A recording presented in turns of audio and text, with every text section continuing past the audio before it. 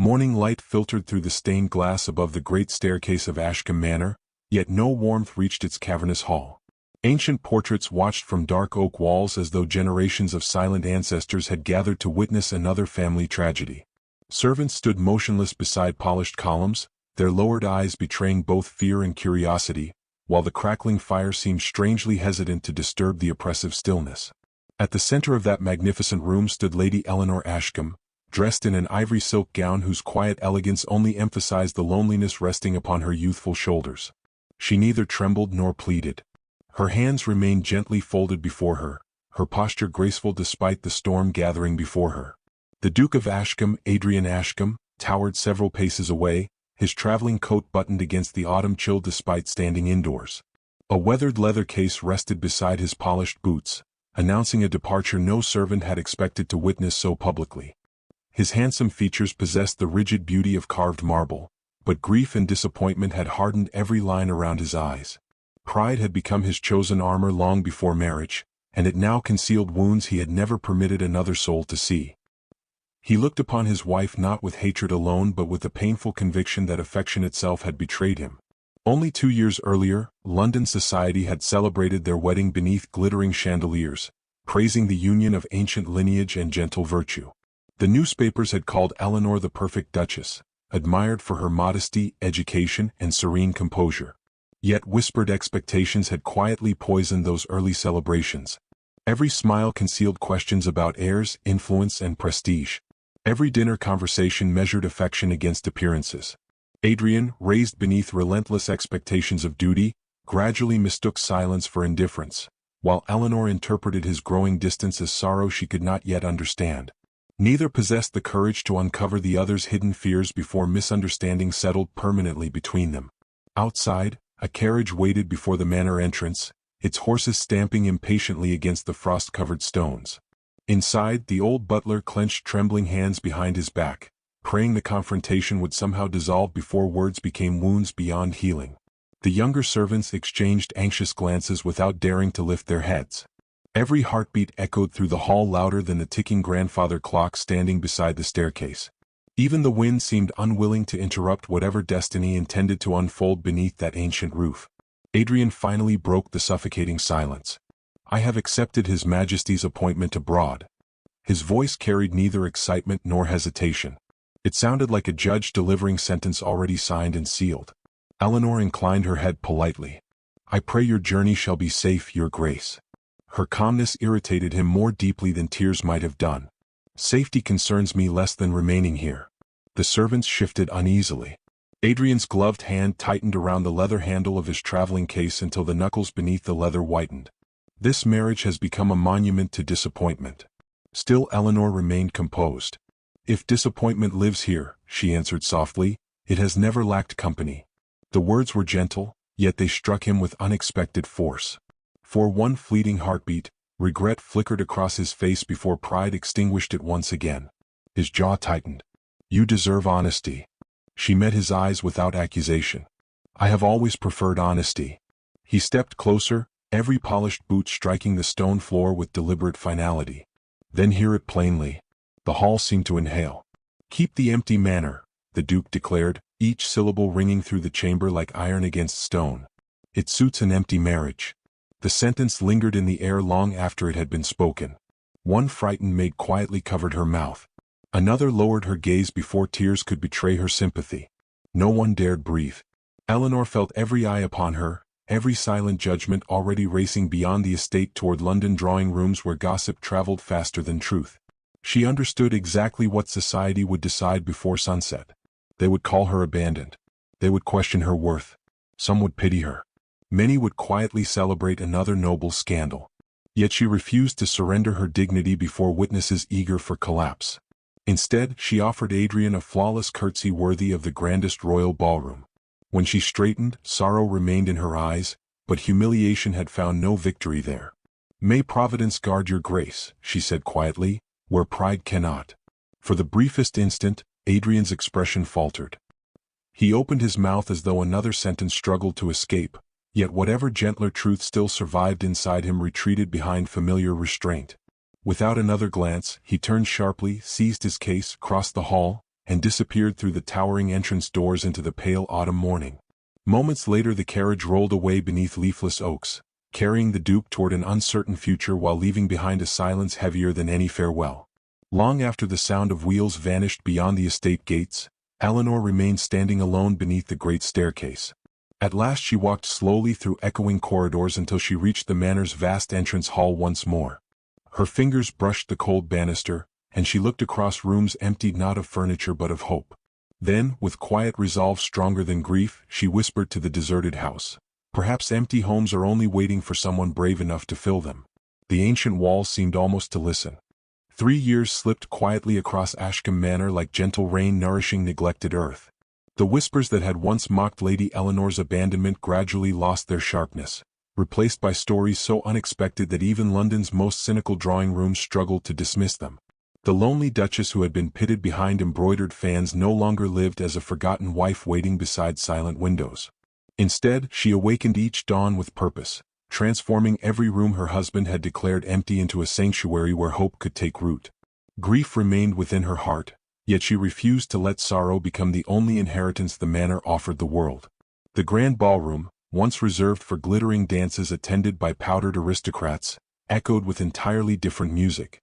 Children's laughter bounced beneath crystal chandeliers that had witnessed generations of formal ceremonies. Long dining tables displayed books instead of silver ornaments, while retired tutors patiently guided eager pupils through lessons in reading, mathematics, and history. Eleanor often walked quietly between the rows, pausing to encourage uncertain voices with patient smiles. She never introduced herself as their Duchess. She preferred hearing them call her simply Your Grace, not with fear, but with affection earned through kindness rather than authority. Elsewhere within the estate, forgotten guest chambers became warm shelters for widows left without families. A neglected conservatory transformed into a cheerful clinic where a retired physician treated laborers, mothers, and aging servants who otherwise could never have afforded proper care. The manor kitchens no longer prepared elaborate banquets for influential visitors. Instead, fragrant loaves emerged from enormous ovens every morning, filling baskets carried across nearby villages before sunrise. Even the gardeners smiled more often, cultivating vegetables beside roses because Eleanor insisted beauty and nourishment belonged together. Many questioned how the Duchess financed such generosity. She quietly sold jewels rarely worn, dismissed expensive luxuries, and devoted nearly every personal allowance to sustaining the growing community within Ashcombe Manor. She accepted neither praise nor sympathy. Whenever thanked, she answered with gentle simplicity. "A blessing grows strongest," she often said, "when it continues beyond the hand that first receives it." Her words spread farther than she imagined. Before long, travelers passing through neighboring counties began speaking of Ashcombe Manor not as the abandoned residence of an absent duke, but as the house with open doors. Merchants donated flour. Farmers delivered fresh milk. Seamstresses offered blankets stitched during long winter evenings. Compassion inspired generosity more effectively than commands ever could, and Eleanor quietly watched strangers become neighbors through shared purpose. Not everyone admired the transformation. Among London's aristocracy, invitations frequently carried sharper edges than elegant handwriting revealed. At fashionable luncheons, ladies whispered that Eleanor had forgotten her station.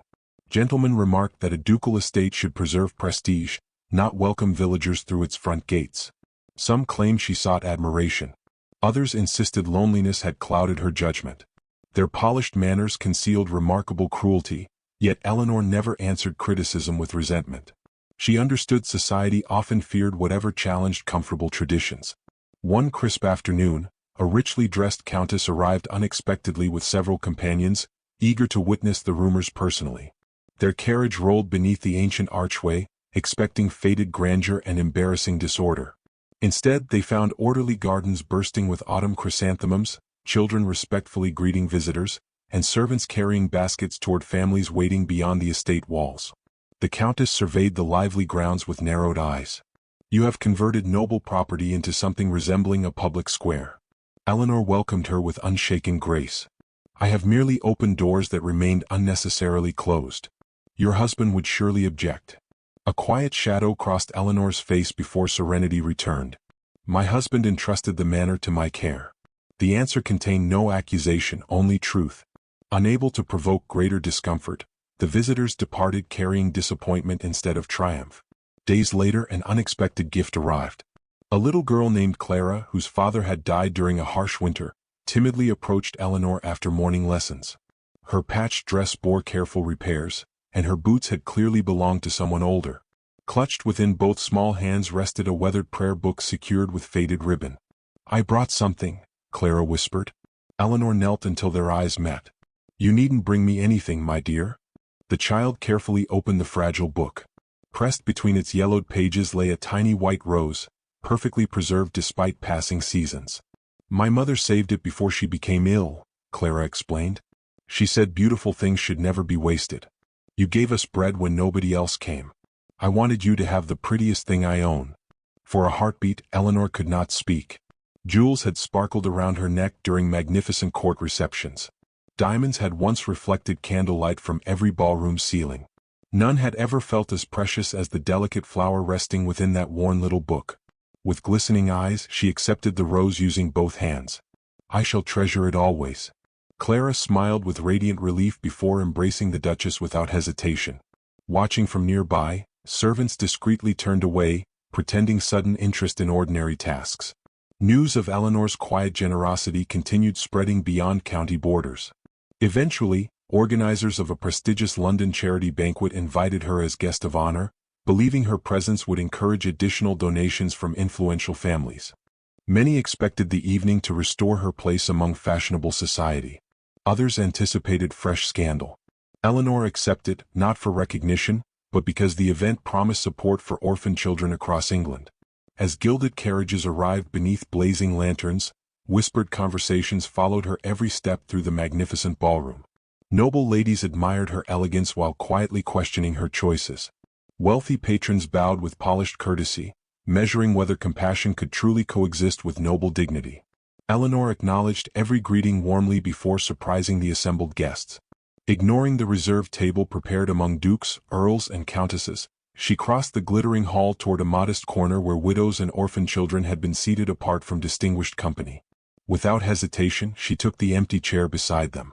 Conversation stopped throughout the ballroom, and dozens of astonished eyes followed her gentle smile as silence settled, waiting for someone powerful enough to decide whether her greatest scandal had only just begun. 3 weeks after the charity banquet, the story of Lady Eleanor's unexpected choice reached newspapers, village taverns, noble estates, and eventually the distant diplomatic residence where Duke Adrian Ashcombe had spent 3 relentless years burying himself in duty.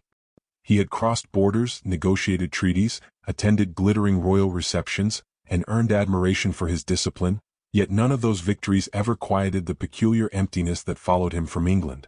Every evening, when conversation ended and candlelight faded inside unfamiliar chambers, his thoughts wandered unwillingly toward the wife he had abandoned beneath the carved ceilings of Ashcombe Manor. One rainy afternoon, while sharing luncheon with foreign officials, Adrian overheard 2 English merchants discussing charitable work in his homeland. "I passed through Ashcombe last spring," one remarked. "Remarkable place now. The Duke's estate?" "The Duchess's estate, if truth be told." Adrian slowly lowered his silver fork. The second merchant chuckled. "They call it the house with open doors. Children learn there. Widows live there. Physicians treat the poor without payment. Strange business for an aristocratic household." "The remarkable part," replied the first, "is that nobody speaks of the Duke anymore. Everyone speaks of Lady Eleanor." The conversation continued, but Adrian heard almost nothing afterward. That evening he stood alone beside a rain-speckled window overlooking unfamiliar rooftops. The words echoed mercilessly within him. Nobody speaks of the Duke. Everyone speaks of Lady Eleanor. He told himself the reports were exaggerated. Surely Ashcombe Manor remained the lonely house he had left behind. Surely kindness alone could not transform generations of rigid tradition. Yet doubt quietly entered where certainty had once ruled. Within a fortnight, Adrian requested leave from his diplomatic appointment and began the long journey home. The voyage across restless seas and winding roads offered endless hours for reflection. He remembered Eleanor's patient smile during awkward dinners. He remembered her habit of thanking servants by name. He remembered dismissing every gentle attempt she had made to bridge the growing silence between them. Pride had once convinced him that distance preserved dignity. Now distance merely revealed how little he truly understood the woman he had married. Late one autumn afternoon, the familiar iron gates of Ashcombe Manor appeared beyond rows of towering oaks. Adrian expected neglect. Instead, astonishment greeted him before a single word was spoken. The gate stood open. Children raced joyfully across broad lawns where only gardeners had once walked. Fresh flowers lined gravel paths despite the cooling season. Smoke rose cheerfully from busy kitchens. Carriages arrived carrying villagers instead of titled guests. The estate breathed with quiet purpose. Adrian remained seated inside his carriage, unable to reconcile memory with reality. "This cannot be Ashcombe," he murmured. "It is, Your Grace," replied his driver softly. The carriage rolled toward the entrance. Servants emerged promptly, yet their expressions differed from those Adrian remembered. Fear no longer dictated their movements. They bowed respectfully, but genuine contentment replaced anxious obedience. The elderly butler, Mr. Pembroke, greeted his master with unwavering courtesy. "Welcome home, Your Grace." No celebration followed. No frantic scrambling disturbed the orderly rhythm of the household. Life simply continued. Children carried books across the courtyard. A physician entered through the side entrance. A gardener laughed with two young apprentices while trimming climbing roses. Ashcombe Manor no longer revolved around its duke. Inside the entrance hall, Adrian paused beneath the familiar staircase where he had spoken words he now wished desperately to reclaim. The polished floors gleamed brighter than before. Fresh flowers decorated every table. Laughter drifted from distant corridors instead of uneasy silence. "Eleanor?" he asked quietly.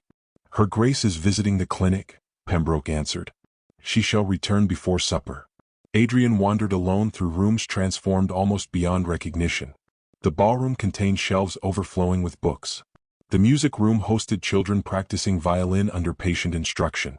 Guest chambers welcomed elderly residents knitting beside sunlit windows. Everywhere he looked, empty elegance had yielded to living purpose.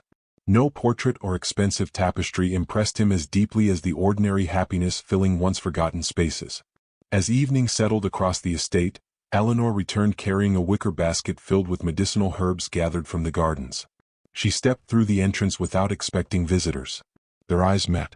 Time seemed to hesitate. Neither spoke immediately. She had changed. Not in beauty, for grace still illuminated every gentle feature, but in quiet confidence. The uncertainty that once shadowed her gaze had disappeared, replaced by peaceful strength earned through years of compassionate labor. Adrian removed his gloves slowly. "You have been busy?" A faint smile touched her lips. "The house required company." He glanced around the bustling hall. "It scarcely resembles the place I left."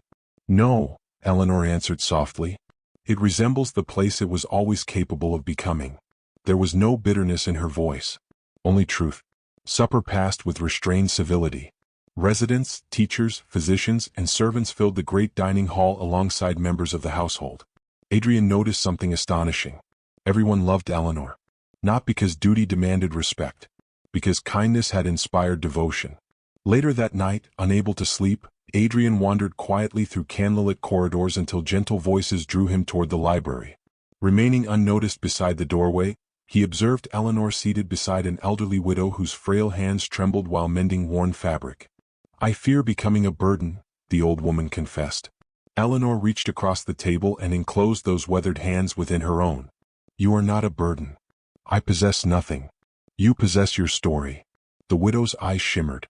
"But stories cannot build homes." Eleanor smiled gently. "No. Yet they teach hearts how to keep one another from becoming homeless." The old woman began to weep. After comforting her, Eleanor carefully extinguished the lamps and departed without realizing Adrian had witnessed everything. He remained motionless. Those simple words unsettled him more profoundly than accusations ever could. As he turned away, Mr. Pembroke emerged silently from the shadows. The old butler regarded his master with affectionate sadness. "Your Grace," he said quietly, "while you searched the world for honor, her Grace gave yours away freely." Adrian found himself unable to answer. Long after midnight, carrying those words like an unexpected wound, he climbed the silent staircase toward the abandoned west wing, the one part of Ashcombe Manor Eleanor had never altered. He slowly opened the heavy oak door, expecting dust and forgotten furniture. Instead, moonlight revealed his private study preserved exactly as he had left it.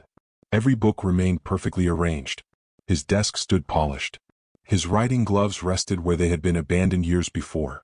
Above the fireplace hung his portrait, lovingly cleaned despite everything. Beside it rested a single pressed white rose inside an old prayer book, waiting as though someone still believed he might someday deserve to come home. The following morning, Ashcombe Manor awakened beneath a veil of silver mist, its gardens shimmering with dew while the first rays of sunlight spilled across ivy-covered stone. Adrian stood alone beside the library window, watching children hurry toward their lessons with books tucked beneath eager arms. Years earlier, he would have measured the estate's greatness by immaculate hedges, polished silver, and obedient servants. Now he found himself captivated by laughter echoing across the lawns. It unsettled him that the house appeared happier without the man who had inherited it. Breakfast passed quietly. Eleanor presided over the long table with effortless grace, greeting every guest, teacher, physician, and servant by name. She noticed empty teacups before anyone requested another. She remembered whose joints ached during damp mornings and whose daughter had recently recovered from illness. Adrian observed everything in silence. Titles commanded obedience, yet affection could never be ordered. Somehow, Eleanor had earned both respect and love without demanding either. When the meal ended, she excused herself to inspect repairs on several cottages belonging to elderly tenants. Adrian surprised everyone by rising from his chair. "If you have no objection," he said carefully, "I should like to accompany you." Eleanor regarded him for a thoughtful moment. "The road is muddy, Your Grace. I have walked through worse." A faint smile touched her lips. "I imagine you have." They traveled together in a modest carriage rather than the grand ducal coach Adrian once insisted upon using. Along the winding lanes, villagers paused to greet Eleanor warmly. Children waved with cheerful familiarity. Farmers removed their caps with genuine gratitude rather than anxious obligation. Adrian noticed something he had never truly seen before. They were not honoring privilege. They were honoring kindness. At the first cottage, a broken fence had collapsed beneath weeks of rain. Before Eleanor could summon workers, Adrian quietly removed his tailored coat, rolled back his sleeves, and lifted the heavy timber himself. The elderly widower living there protested immediately. "Your Grace, this labor belongs to younger hands." Adrian smiled with unexpected humility. "Then permit mine to remember they are capable." For nearly an hour he worked beside village carpenters, hammering nails, carrying beams, and steadying crooked posts. Mud stained his polished boots. Splinters roughened his palms. Yet when the repaired gate finally swung smoothly into place, the old widower grasped Adrian's hand with heartfelt gratitude. "I shall remember this long after the fence is forgotten." Those simple words lingered with the Duke throughout the afternoon. Over the following days, Adrian sought no applause. He helped unload wagons delivering winter firewood. He carried sacks of flour into the manor kitchens beside ordinary laborers.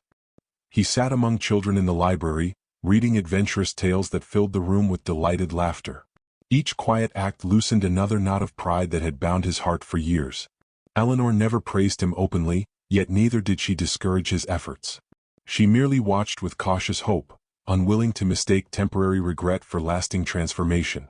One evening, while reviewing household accounts, Adrian discovered how much of Eleanor's private fortune had vanished. "Where are the receipts for the emerald necklace?" he asked. "I sold it." "And the sapphire bracelet your mother left you?" "It paid for the clinic roof." He turned another page. "The diamond tiara?" "The school library." Adrian looked up in disbelief. "You surrendered everything." Eleanor answered calmly. "I kept what mattered." Her words pierced him more deeply than accusation ever could. The next morning, Adrian rode alone into London. Without informing Eleanor, he visited his bankers and transferred the entire salary he had earned during his years of diplomatic service into a trust dedicated to expanding Ashcombe Manor's orphan school. He requested complete anonymity. "No announcement," he instructed. "No recognition. Only build the classrooms." The solicitor bowed respectfully. "As you wish, Your Grace." Construction began within weeks. New foundations appeared beside the existing schoolhouse, and craftsmen arrived carrying timber, slate, and stone. Eleanor assumed generous benefactors had answered the recent charity appeal. Only when the solicitor inadvertently addressed Adrian regarding final architectural plans did the truth quietly emerge. That evening she found him standing alone beneath an ancient oak overlooking the gardens. "You never intended me to know," she said. He lowered his eyes. "No." "Why?" "Because kindness should not become another form of vanity." A gentle breeze stirred the branches above them. For the first time in many years, silence settled comfortably between husband and wife. As summer yielded to early autumn, Roses bloomed once more around the secluded garden where they had rarely walked together during happier days that never truly existed. Eleanor paused beside a climbing arch heavy with crimson blossoms. Adrian joined her, carrying no speeches prepared in advance, only truths long imprisoned behind pride. "I have spent years believing inheritance defined greatness," he began quietly. She listened without interruption. "I inherited wealth. I inherited title. I inherited this magnificent estate." His voice faltered. "You inherited nothing except loneliness." She looked toward the glowing horizon. "And yet," he swallowed carefully, "and yet you became greater than I ever imagined possible." Emotion softened Eleanor's expression. "Greatness was never my ambition." "What was?" "To ensure no one who entered this house ever felt as unwanted as I once did." Those words broke something within him that ambition, diplomacy, and honor had failed to touch. He stepped closer. "I wronged you." "You did." "I wounded a woman who offered only patience." "You did." "I called this marriage empty." A single tear escaped despite every effort to restrain it. "I was the emptiness." Eleanor's own eyes shimmered. Recognition is where healing begins. The following Sunday, the entire village gathered before Ashcombe Manor for the annual harvest celebration. Long tables overflowed with bread, fruit, roasted meats, and autumn flowers. Music drifted across golden fields while children chased ribbons dancing in the breeze. At the height of the festivities, Adrian quietly climbed the small wooden platform prepared for welcoming speeches. Conversations gradually faded. Every face turned toward the Duke who had once abandoned them all. Instead of standing proudly, Adrian descended from the platform and crossed the grass until he stood before Eleanor. Then, before villagers, servants, physicians, teachers, tenants, and neighboring nobles alike, he slowly lowered himself onto one knee. A collective gasp swept through the silent crowd. He lifted his eyes to hers. "Years ago," he said, his voice carrying across the hushed gathering, "I believed I was leaving you with an empty manor. Instead, I left you with the opportunity to build a home worthy of every soul seeking mercy. I have returned not to reclaim what bears my name, but to ask whether there remains any place within your heart for a man who finally understands the poverty of his own pride." The autumn wind stirred Eleanor's dress as every witness waited breathlessly.